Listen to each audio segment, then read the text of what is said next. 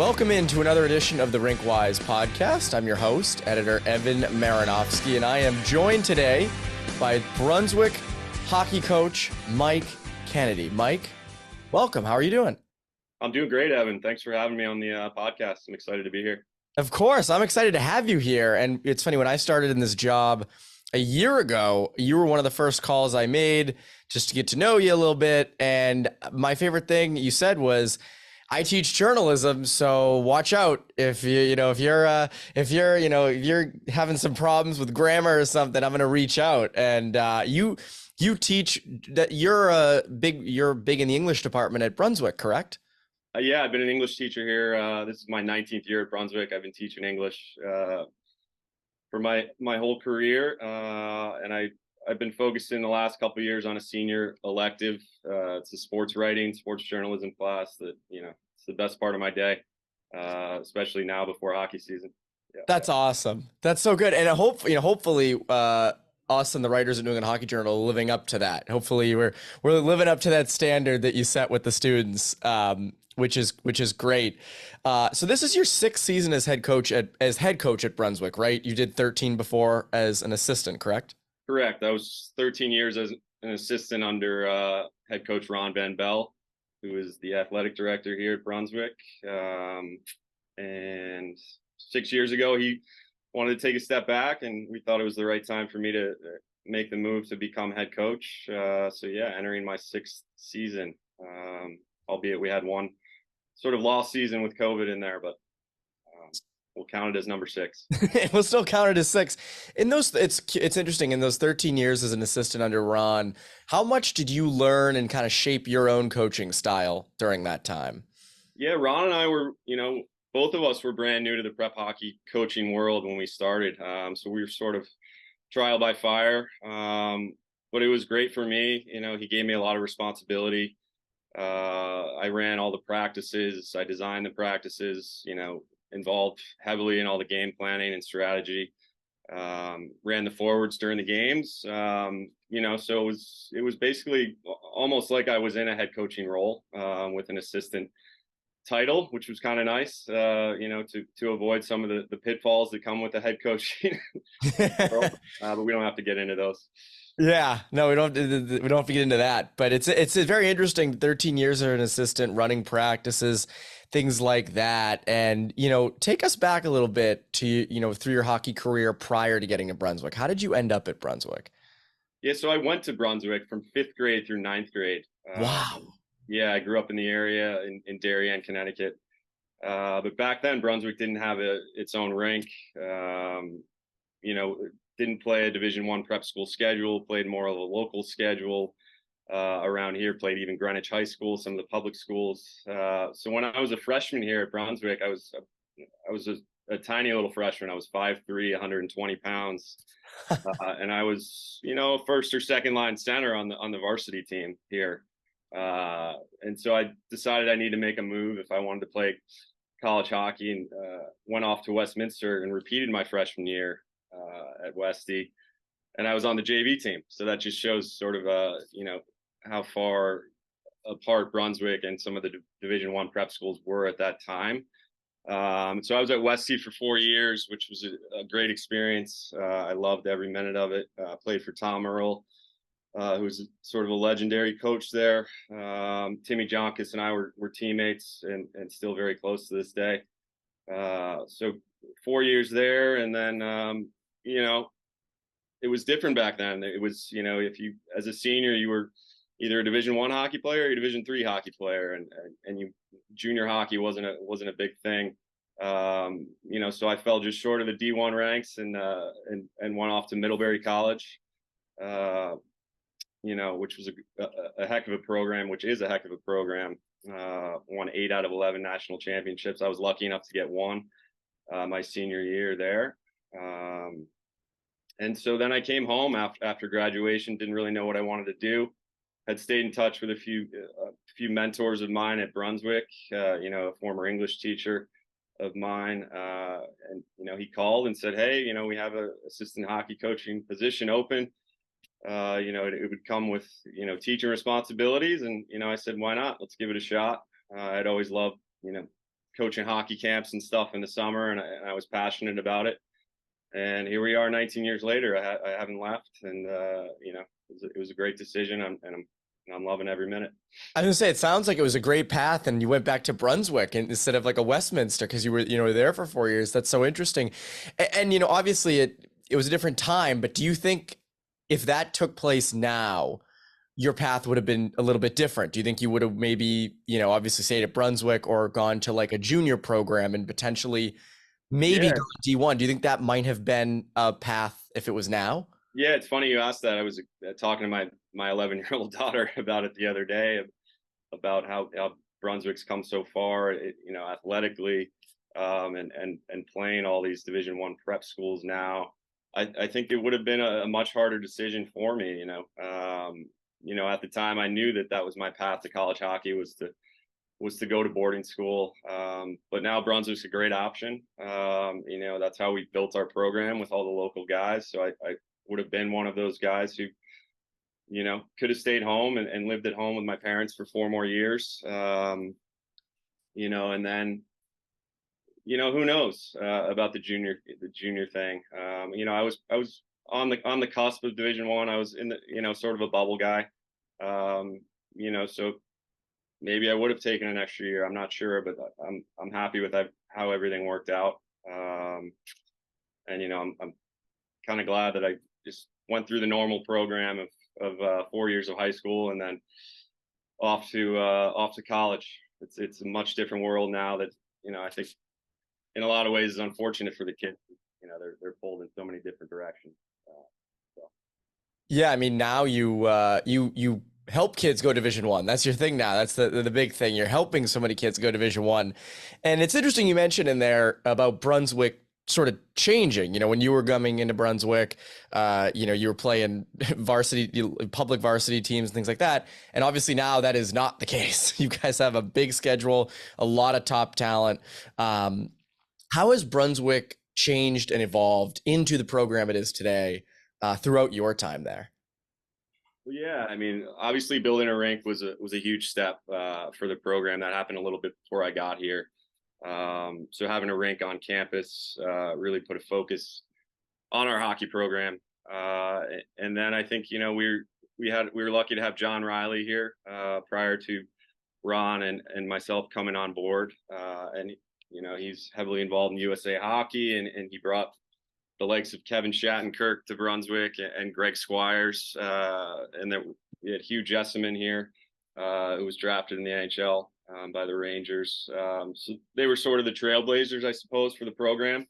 You need a couple guys to attract attention to get it started, and then since I've been here, we made a point 19 years ago. We were Division II prep school. But we would schedule as many Division I teams as we could. We took our lumps along the way for sure, but we put an emphasis on finding the best local kids in the area and saying hey, you can get to college this way, and when one stays, two stay, and when two stays, three stay, and sort of built it up from there. And now we think we're the best option in town. And if you want to live at home and play really competitive hockey and get a great education, that's another thing we can't forget about Brunswick, is it's very academically focused school, and it's challenging and it's rigorous, and so you're getting the best combination of academics and athletics that can help you get to where you want to go. Well, I mean, they get you as an English teacher. What more could you want in a prep school, which is a great thing. So it's awesome. But for you, yeah, for sure. Yeah. You mentioned in there a lot about players staying. Is that sort of, it seems like that's a common theme with a lot of prep schools, that one good kid goes there and kids down the road say, oh, player X went to Brunswick or player Y went to Westminster. I'm going to go there now. Did you notice that was a really big thing for you guys, of a prospect coming and then more coming down the road? Yeah, it's sort of, we built a little bit of a pipeline here with some of the local programs, around us. Mid Fairfield's right down the street, the Westchester Express right up the road. But yeah, I mean, seeing a John Hayden here, many years ago, a Luke Esposito, kids who really bought into Brunswick and loved it here. And they would just, express how much they enjoyed it here, and to the younger guys, and they had younger brothers, and we just sort of rode the momentum of that to help keep attracting players. And it's worked out for us. When it comes to identifying talent, you're watching a lot of these kids at I imagine the 14 age, the 15 age and up. What goes into identifying the right kids that want to be at Brunswick, the right kids that are going to kind of help you guys continue to grow as a program? Yeah, I think for us, it starts, I meet them off the ice first, really, like in the interview process here at Brunswick. I'll set aside time and sit down with the families. And I think that's really important for me to get a sense of who they are as individuals, and, what kind of character kids they are, and if they're interested in school. First of all, we want student athletes. That's important. We don't want just hockey players here. And to be honest, if you're just a hockey player, you're not going to survive at Brunswick anyway. So that's the first thing we look for. And then obviously, when I'm attracted to a personality and a family, I'll go out and watch the kid play. And I'm not looking at the statistics necessarily. I'm looking at the body language and the energy and engagement level of a kid. And there's so many talented kids around here that's a separating factor for me, is the attitude that they bring to the rink, and that their coaches the way their coaches talk about them, and maybe if they're wearing a letter on their jersey, all that stuff sort of helps me differentiate. Hey, it's Bobby Moran, Director of Athletics at Thayer Academy. You know what? Experience matters, and Thayer Academy's professional coaching staff understands how to work with each student athlete to help them succeed. Our coaches and faculty are committed to ensuring both 5th to 12th graders feel known, connected, and prepared. This is Thayer's secret sauce, nurturing each student to reach their full potential. Here, success is truly a team sport. Are you ready for your child to take the next step?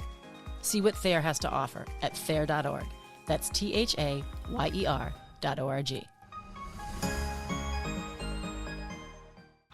Are you serious about playing your sport in college? Do you need a flexible education that allows you to maintain your practice and competition schedules while also preparing you to succeed at the next level? You should check out the University of Nebraska High School.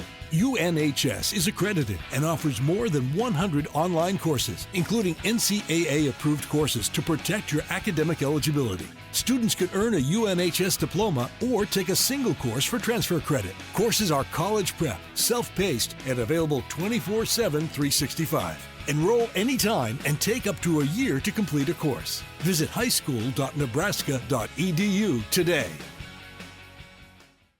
You guys last year, obviously, and we'll get into sort of the outlook on this season a little bit later, but, last season you guys had a really good year, a lot of talented players. A kid like Drew De La Sala, I remember watching him. I think I texted you about him when I saw him at Select 17. I said, he was good in Brunswick, but just, he was just so good at Select 17 camp. And how did you get De La Sala? How did that sort of all come together? What was that recruitment process like? Yeah, I mean, Drew's a local kid. He lives in Rye, which is, easy commute to Brunswick. He was with Mid-Fairfield, and, some of his teammates were lucky at Brunswick. We're a pre-K through 12 school, and, a lot of kids in that Mid-Fairfield program are here in 4th or 5th grade, or, they start at Brunswick in pre-K. And so it's just word of mouth. A couple of his good buddies were here. Cooper Cleves was here already. And then, Drew just came through like anybody else for an interview, and, expressed his interest in Brunswick and staying home with his family, and, before going off to juniors or to college. And, he fit our academic profile. And, one thing led to the next, and he was admitted, and I don't think he was really looking at other schools. Brunswick was where he wanted to go. Whether it was his teammates that were here or just living at home for a few more years. So yeah, Drew, we were lucky to have Drew for 2 years. Wish we had him for this year, but that's the way the hockey world is going, and I'll leave it at that. Yeah. You mentioned that, I want to get to where the hockey world's going in a sec, but just with Drew and with a lot of the talented guys you've coached, when you have someone, Drew's a Harvard commit, should potentially go somewhere high in the 2024 NHL draft. When you have a talent like that, and you've had others in your past there, do you coach them in a different way, or is it all the same? I mean, how do you sort of approach developing someone who you say, okay, they're a special talent? How do you coach them? Is there something different you do with that? Well, every kid's different. Every kid has a different personality. Drew's a very quiet, reserved kid. It's hard to be hard on a kid like that. He seems a little bit more on the fragile side. Not that he's fragile, but he's just on the lighter side. So with Drew, it was a lot of one-on-one time with video, and helping him out with little things in his game that he can improve on. Obviously, he's a naturally gifted player, but some of the smaller details that you can identify in video and have that one-on-one time with him. That was sort of my approach with him. And then there's some guys you coach and they want you to be on them all the time, and they want hard constructive criticism or just that attention all the time. And so it's a feeling out process with all your kids, but you can't coach everyone the same way. I don't think. I've learned that over the years. And so you sort of have to figure it out individually. Is that how coaching's changed? I mean, I've never coached. I haven't been around that long, but it feels like, way back in the day, coaches be hard on everybody, and you'd be screaming, and not you, obviously, others screaming and yelling, the old time coaches, and being hard on players. And now it feels like, all right, you kind of have to be a bit different for every player. Have you noticed that change in your coaching career? I have, yeah, for sure. There's far more communication between coach and player in my estimation. Players are wanting to know more and more, and they're willing to knock on your door and come in for meetings and ask for feedback. I don't remember doing much of that during my playing days, but it's funny. Like we were talking to Coach Steve Mandes and I last year. We called it the year of the meeting because we were having so many individual meetings with players called by the players. It's beneficial for everybody to hash things out and communicate and make sure you're on the same page. But I think it's just a generational thing. I'm not sure what it's caused by, but I've certainly noticed that change over the last decade or so. And a lot's changed. And one change I want to get into is sort of how prep hockey has changed. It feels like, your prep hockey was, prep to college, and you still see some kids do that, but a lot more feel like they don't. They'll go to juniors, whether it's after graduation or pre-graduation. What have you thought of that change? And what do you think has caused that to be the case? I mean, I think it's the arrival of all these junior programs, I would suppose. And, there weren't so many around. There weren't many leagues, many options, 20 years ago.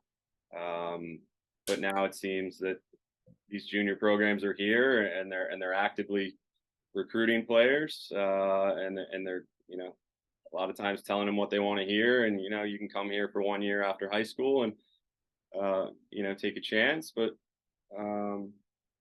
the kids too, like, it's a hard, it's not as easy to play college hockey anymore, I think, than it was 25 years ago. There are far more players, far more programs. The kids are older.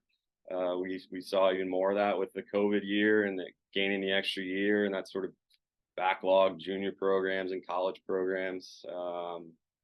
And now you find kids are stuck in juniors for 3 years. I mean, is that something you want to do? If you want to be a hockey player, I guess it's something you have to do, or a risk you have to take.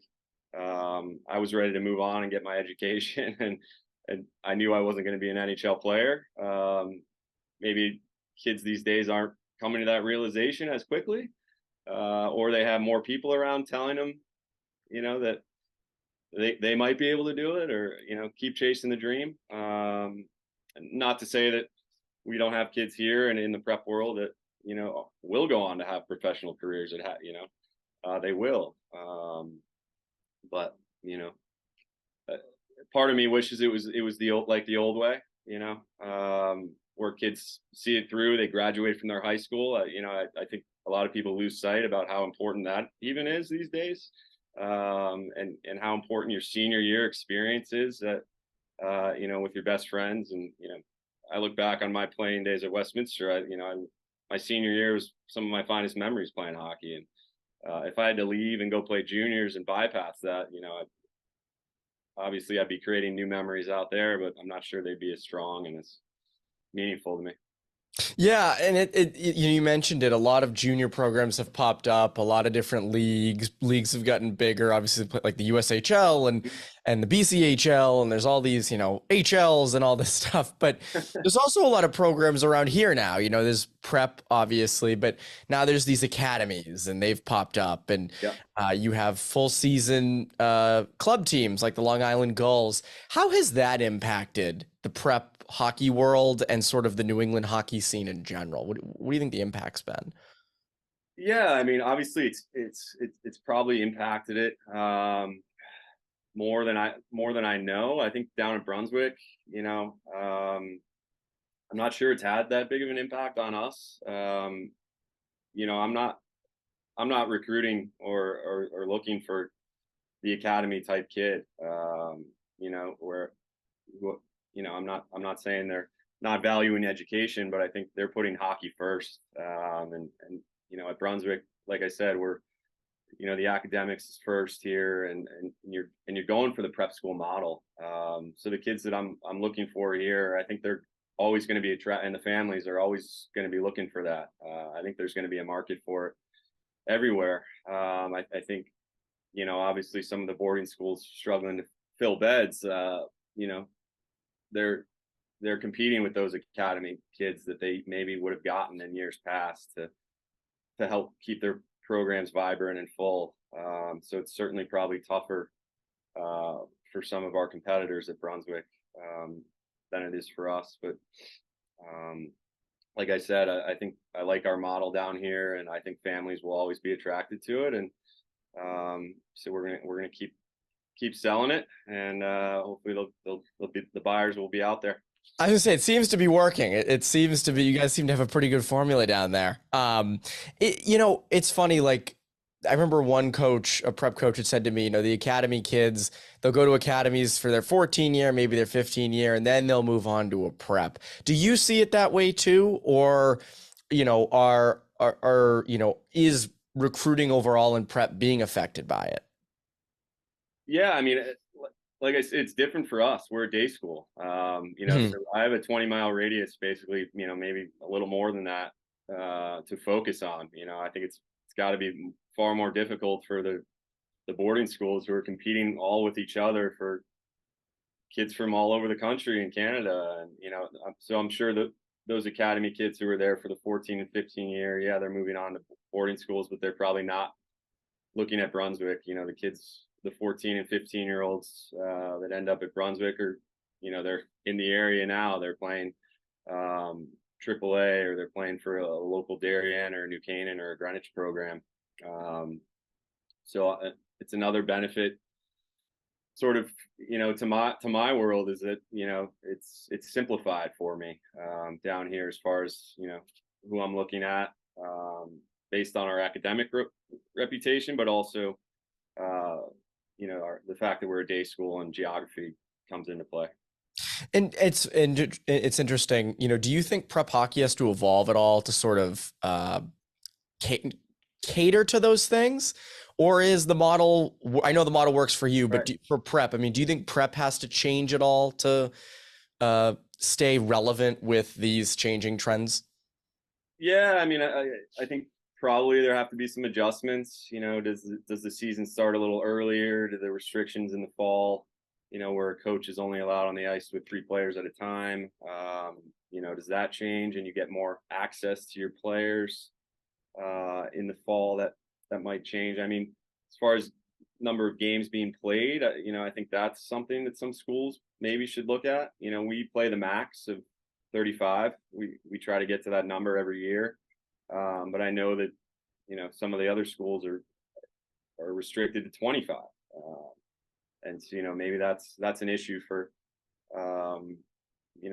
some players and families as they're making the decision between, juniors or an academy program. So maybe taking a look at that. I like our schedule where it is with, hitting that 35 game max. It is pretty, it's a lot of hockey and, a condensed amount of time. So yeah, maybe adding a month, but there are lots of people who are old school and traditional and lots of the heads of school making those decisions. And I'm not sure, how fast that change will happen. Yeah, it's a big question. I think there's a lot of different answers to it on both sides. Before we get to your team this year, I want to ask you this question, and it's a big question. It's a question that every parent who's listening, who is a player in hockey right now, is wondering. And you've overseen a lot of talent in your 19 years at Brunswick, and you played college hockey. What does it take to get a college commitment? What do you notice? What is the maybe not the makeup of the player, but what does a player have to do to put themselves in the best position to get a commitment? What does it take? Yeah, I think it takes consistency. I think these coaches, they're probably going to see, 3, 4, 5 times, all on different days. They're not seeing you every day. Like for me, I get to see my players every day, and I grow accustomed to who they are as players. But these college coaches are showing up in rinks, over different periods of time and different days, but they want to see that the kid is the same play, his best level each and every time he takes the ice. And that's tough as a 17-year-old kid to bring it every day and to be focused and prepared. And but those kids who are, sort of dominant each and every time they take the ice, and they're around in the prep world, those are the kids that are, probably first off the list. And then the others, it takes more time. I think colleges probably want to see them more often. That's something I hear a lot. Oh, we just want to see him, for another season or a couple more games. And so consistently bringing it every day and every time. And, never know who's going to be watching you. So you can't take days off based on the opponent, or, you're not feeling so well or whatever it might be. But that's what I would say is a differentiating factor. Do you want to skate fast? For 50 years, Laura Stam instructors have taught youth players to pros how to skate correctly, powerfully, and fast. Players who attend Laura Stam power skating programs learn how to skate fast by learning how to execute every maneuver in hockey. They become powerful, stable, efficient, and explosively fast skaters. If you can't wait for a clinic, join our subscription skills video service, and we'll show you the skills taught at our clinics in an easy-to-use video format with training plans to guide your training. Register or subscribe now at laurastam.com. That's LauraStamm.com. You can learn to skate fast. I mean, I go to a lot of these prep games, these fall split season games, and there's all these college coaches. Like, man, I hope these kids don't look in the stands. They're gonna, they're gonna be there's be so much pressure seeing, all these logos and all these coaches. But yeah, I mean, prep obviously is well watched. Fall teams are watched closely. Summer, I mean, you look at I mentioned that select camp earlier. I mean, the stands are just college coaches, NHL scouts, USHL GM. Like, it's just. And then me. And there's me. So Notebook, yeah. exactly, me with my notebook. That's I guess maybe I have the most watchful eyes of all on that. So getting to this to your team this year, you guys had a really good year last year. You get to the second round of the Elite Eight. You coming into this year, I mean, what's the outlook on this group? Who are some of the players we should be watching? Yeah, I mean, we have 14 seniors this year, which is, I'm used to people describing our team as young and, inexperienced. But 2 years ago we were very young, but that was our sophomore class that's now, 2 years older, and we managed to hang on to most of them. So having 14 seniors means that our expectations are pretty high, even after the success we had last year.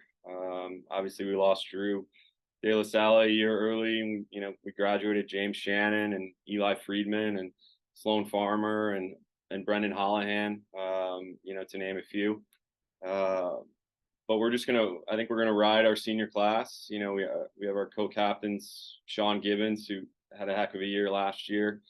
Luke Drury, who is a force down the middle for us, and I think last year he was coming off his shoulder surgery, so I think he's back to full strength and just committed to Brown. So those two guys will be our captains, and then we have other guys like Brendan Giles, who's been around for a while with us for 2 years, and in our top 6 for 2 years. Ryan Wachtel just committed to Princeton a couple of days ago, looking to eat some more minutes for us and produce more offensively. But I think they're a handful of guys, a handful of seniors who we think can break out, who have maybe been in third and fourth line roles, but are going to get more of an opportunity this year. A guy like Charlie Vincent, Jake Manella, Casey Quinson. These are all seniors who we think are capable of 10 plus goals and putting pucks in the net for us. And again, they're older, they're seniors, they're 2005 birthdays, which is nice that we'll have an older, more experienced team. Yeah, you have 14 seniors. That's quite a few. On D, you still have Cooper Cleaves, right? Correct. Yeah. So on D, we have a great group of 6D coming back. Cooper Cleaves, obviously probably the most recognizable name, and we're looking for him to have a big offensive year. He keeps growing into his body and keeps improving. He's a rink rat. He's at the rink all day and all night if he could be. So he'll be need to sleep sometimes. Yeah, he'll be the leader back there. But we have some other guys who played significant minutes last year. Luke Lampert, Carter Grimes, Carter Hall. We have Luke Hall back. So some experience back there. But we think we'll have 6 capable D, that we can roll out there, and a couple good power play guys as well. And I know in net, Brennan Holohan graduated, and obviously, you have a strong D core in front of whoever's in net this year. Do you know what the plan is yet for in net? Yeah, I mean, it's Will Baker's net. He's been waiting for it. For 2 years. He's played some minutes here and there. He played some, got some good victories for us last year when we called upon him. But it's his crease. We'll have some younger guys pushing him for minutes. But as we told Will, it's your job. Brunswick will go as far as Will Baker can take us in the net, and I think he's quite capable. And will be one of the better goalies maybe in prep school. To end this question segment, to end the questions, I want to ask you this. Obviously your team is paramount, but for you in your career, I mean, what are your goals? You've coached for 19 years at Brunswick. What are sort of some of your goals that you have over the next couple of years and, through your career? Yeah, I mean, in the hockey world, I just want to keep evolving as a coach, and not be stagnant in my progression. I'm always trying to learn, I don't want to be the same coach every year and do the same drills over and over again. New strategies, new concepts. Lucky enough to have Marty St. Louis as a mentor of mine. So we talk hockey all the time. But just learning from others, going to the TCS Live conference this summer at the University of Michigan, and, listening to, professional coaches talk about culture or the power play, whatever it might be, just bringing new things to the Brunswick hockey program every year and continuing to evolve. The wins are fun, and it's fun to have good seasons, but making sure the kids keep having a good experience here is my main goal for the hockey world. Teaching English, I guess we could talk about that another time. Hey, there's a lot to want in teaching English. It's a great thing. Teaching English helped me get here. So good teachers helped me get here. How did Marty St. Louis become a mentor of yours? Yeah, so his boys went through Brunswick. Ryan, his oldest, who's at Brown now, was here for 2 years, or he was in the middle school as well, but on our hockey team for 2 years before going off the development program. And then Lucas, the middle brother, who's currently with Dubuque and off to Harvard next year, I believe, was with us for a couple of years. And Mason, the youngest, the 2008, is currently a sophomore here. So, Marty was retired, and his son was playing at Brunswick, and he asked if he could become involved in the program, and I thought I'd be a fool to say no, and to be too protective of our program. And it's a funny story. Before he got hired for the Canadians, it was Lucas's junior year at Brunswick, and Marty was with us every day at practice for the first from November through early February. And he called me in early February and he said, "Coach, you got a second?" And I thought we were gonna talk about a game plan for our next opponent or something, but he said, "I got some news for you. I'm going to be named the head coach of the Montreal Canadiens tomorrow." And I said, "What? You're leaving us, coach? We got a playoff run coming up." Yeah, what? Come on. But anyway, he's been great. He studies the game all day long, and lives and breathes hockey. So he's willing to share, and we can bounce ideas off him all the time. And it's relationships like that help you become better as a coach and learn new things. So I take a lot of value in that, and very appreciative of his time and energy that he's given to the Brunswick hockey program, for sure. Well, I mean, it goes to show. I mean, he's the head coach of the Canadians because he coached with you. That's all that. That's exactly how it happened. Yeah. Well, Mike, I think it's time we hand it over to producer David Yaz for our fun segment, Overtime, where he puts us on the spot with some fun questions. Yaz, I'm curious what you got cooking today. Fun? I'm supposed to be fun today? Okay, yes, I guess overtime can be fun. Thank you, Evan. It is a segment of the program where I lob some questions to both Evan and the guests. So Coach Mike will get the equal amount of questions. And Evan, I'm going to pick up on the tradition we started in the last episode where you and Steph dueled on terms involving hockey slang. So you're going to get 5 hockey slang terms each. You guys are the experts. You should know what these things mean. But we'll see. Coach, we'll start with you. And we'll start you with an easy one. Tell me, what is a bucket in hockey? A bucket? Your helmet, your CCM or your Bauer bucket. Absolutely right. Correct. Ding, ding, ding. Nailed it. Well done. All right. They're going to get a little harder. Evan, tell us, what is a bar down, or if you prefer, Bar Mexico? Bar Mexico. It means you shoot one off the crossbar and it goes right in the net. That's what everyone dreams of. A nice shot off the crossbar and goes right behind the goalie and in the net. Absolutely right. Apparently the sound is a sound that could only be created in heaven, that sound of the puck hitting the bar and going in. Unless you're the goalie. Which is bad news. Yes. Coach, I think this is an easy one as well, but tell us what it means to chirp in hockey. Let someone know you're there. Say hello. Say hello to your opponent. Tell them how they're looking that day. Is chirping training included in your program, Coach, or not really? Every once in a while there's room for a few chirps. I was at a men's league game last night, and someone on my D partner was chirping the other team. I'm like, it's like 11 p.m. on a Monday. Can we cool it here? Like, really? Like, come on. Someone was really practicing their chirping that day. I guess they had to get it out. Yeah. Okay, Evan, for you, tell me what a dinger is. A dinger. This might be a hard one. I'm thinking, I know in baseball, a dinger is a home run. Of course. A dinger in hockey. I actually have never heard this in hockey context. Is it a big hit? No, it's actually, and I don't know how commonplace this is, but according to my sources, a dinger is a pinch of chewing tobacco that players enjoy in the locker room before and after the game. Definitely not doing that down here. Yeah, probably not allowed. All right, Coach, tell us what a fishbowl is. An iTech. Yeah, we got a few of those around on our squad this year, I believe. Which is what? Tell us what that means. That's like a clear mask. Right.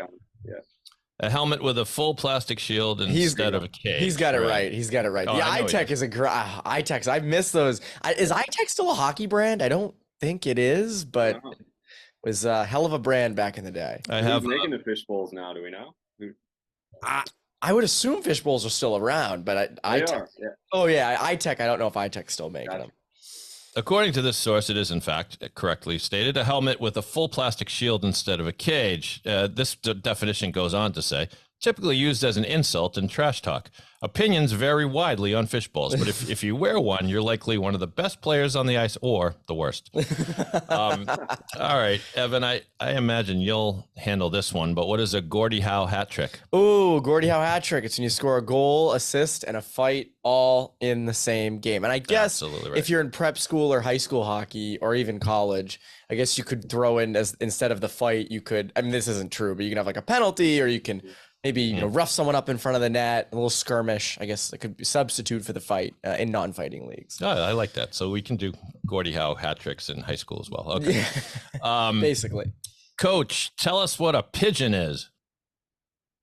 Pigeon. Is that a kind of a bender, not a very good player? I think you've got it correct. Absolutely right. A player that isn't good enough to score goals by himself, so he picks up the trash of his more skilled line mates, often used as trash talk, apparently made famous by Claude Giroux. Okay. Evan, tell us what a pylon is. Oh, a pylon is a defenseman that is not very good. And you say, I would rather have a pylon out there than you. So that's what a pylon is. Absolutely right. A player extremely slow on the ice, can easily be skated around. Coach, I don't know if this comes up in prep hockey, but do you know what the term turtle means? What was it? Turtle, like the animal, the turtle. Is that when you make yourself into a little ball when you don't want to get punched in the face? Absolutely right. One of the players in a fight would rather not and just crouches or falls to his knees and covers himself. Turtles, just like it sounds. Evan, this is one of my favorites, but I don't know how commonplace it is. The term is bottle rocket. I'm going to guess it's a hard slap shot, but I've never heard bottle rocket in hockey context before. Well, we'll give you partial credit. Apparently, a bottle rocket is when a goal breaks the goalie's water bottle that sits on top of the net. Oh, that would make sense. Yeah. Does that happen? Yeah, it does. Yep, it does. Goalies get the water bottles knocked right off the top of the net all the time sometimes. All right. And the last one for you, Coach. And I think you've already actually defined this one, but the term is bender. Yeah, someone who struggles to skate around the ice, trips over his feet a little bit. Exactly right. A players whose ankles bend while they're skating, hence not very good. And congratulations, Coach. I think the coach won, so sorry about that, Evan. He did, yeah. I got bested there. So victory of the year. Perfect.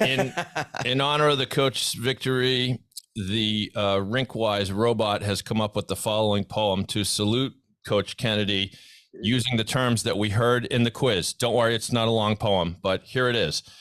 In Greenwich, our coach Mike Kennedy, they adore. Buckets on, they'd hit the ice, chirping loud his words of advice. No dingers allowed in the locker's grace, but Gordie Howe hat tricks all over the place. With bottle rockets, they'd ignite, thrilling goals, pure hockey delight. Mike Kennedy's legend, forever prime in the hockey world. He's bar down sublime. So well done, Coach. That's as poetic as we get on this podcast. That is enlightening. I love that. Mike, that's got to be an all-time honor for you getting that poem. I mean, geez. Yeah, I might need a copy of that. Have to break that one down in class tomorrow.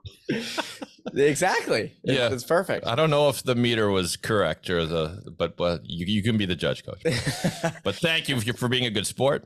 And back to you, Evan. Yeah, Mike, I really appreciate you taking the time to do this. This has been a really fun conversation. We'll definitely have to have you on soon, whether it's next season or even sooner than that. And Mike, this has been awesome. And I'm sure I'll see you around the rink quite a bit this winter.